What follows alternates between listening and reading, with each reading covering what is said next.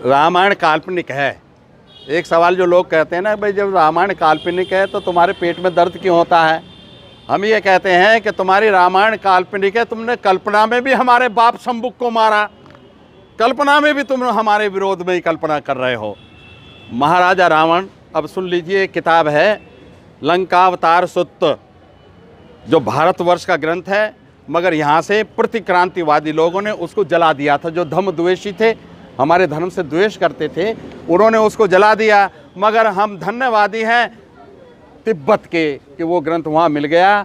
और professor DT Suzuki, जो Japan के विद्वान थे, बहुत बड़े ट्रांसलेटर थे, उन्होंने उसको ट्रांसलेट कर लिया अंग्रेजी में, और अंग्रेजी से वो तुलसीराम शर्मा ने अनुवाद कर दिया हिंदी में।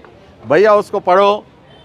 रावण ने बुद्ध को ललकारा था कि हाँ मुझसे तर्क कर ले, जैसे मिलांदर ने बनते नागसेन को ललकारा था।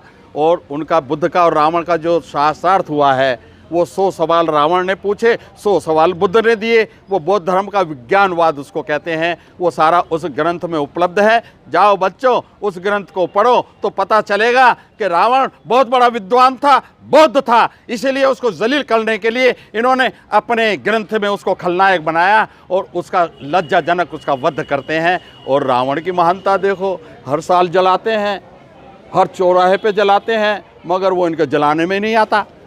उसकी महानता देखो, वो हर साल जलाते हैं, हर चौक पर जलाते हैं, मगर वो उनके काबू नहीं आ रहा। और जो रावण का संबंध छत्तीसगढ़ की गौड़ जाति से भी है। कल नरक चौदस थी इनके हिसाब से, ब्राह्मणों के हिसाब से। नरक चौदस क्यों थी? क्योंकि कल महामना रावण का जन्मदिन था।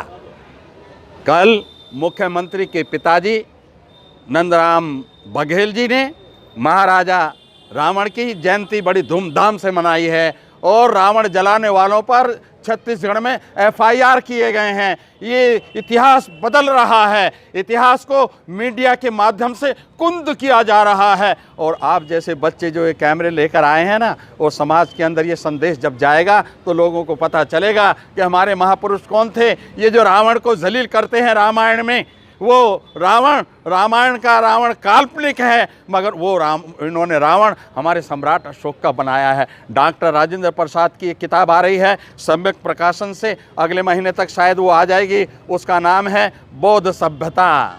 उसमें क्या बताया उन्होंने कि वो अशोक वाटिका क्या है। अशोक वाटिका वो है जो सम्राट अशोक ने अपनी राजधानी में एक अशोकाराम बनाया था, बहुत बड़ा बुद्ध विहार बनाया था। और उसी में तृतीय संगीति हुई थी, बौद्ध संगीति, जो बुद्धिस्ट कॉन्फ्रेंस होती है, वो उसका आयोजन हुआ था। और वो कहते हैं इतना संपन्न नगरी थी राजगृह, उसी को उन्होंने सोने की लंका कह दिया। अरे तुमने सोने की लंका में आग लगा दी, बड़ा आश्चर्य की बात है। आज आप सोना तो छोड़ो, आप ये जो 1 रुपये का सिक्का है, इसमें आग नहीं लगा सकते। उनके पास झूठ का अंबार, और उनके पास बहुत बड़ी कला है। वो झूठ को ऐसा स्थापित करते हैं, वो सत्य से भी ज़्यादा सच्ची लगने लगती है। वो लिंग को पुजवा दें, वो गोबर को पुजवा दें, वो आदमी के सिर पे जानवर का सिर रखकर पुजवा दें, ये कला उन्हीं के पास है। हमारे बच्चों को सावधान होकर के अपनी विरासत को स्थापित करने के काम में लगना चाहिए। रावण हमारा नायक है। रावण का भी बहुत जल्दी, अभी आपने देखा होगा ना, इस बार हमने पोस्ट डाली है, उसमें रावण का चित्र हमने लगाया है। मगर खुशी हमें इस बात की है कि वो छत्तीसगढ़ में जो कल रावण की जयंती मनी है, वहाँ पर उस चित्र का उन्होंने इस्तेमाल किया, अपनी पोस्ट में उसी चित्र का इस्तेमाल किया। बहुत जल्दी आपको ना केवल महामना रावण का, बल्कि महिषासुर का भी पोस्टर मिलेगा, उनका साहित्य मिलेगा। हम अपने महापुरुषों को घर घर तक पहुंचाने के जिस काम में लगे हैं, किसी पर एहसान नहीं है।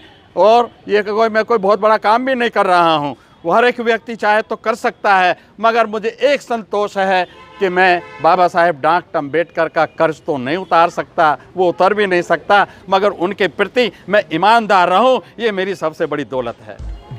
बहुजन समाज से जुड़ी हर खबर को देखने के लिए बहुजन टीवी को लाइक कीजिए, सब्सक्राइब कीजिए और शेयर कीजिए।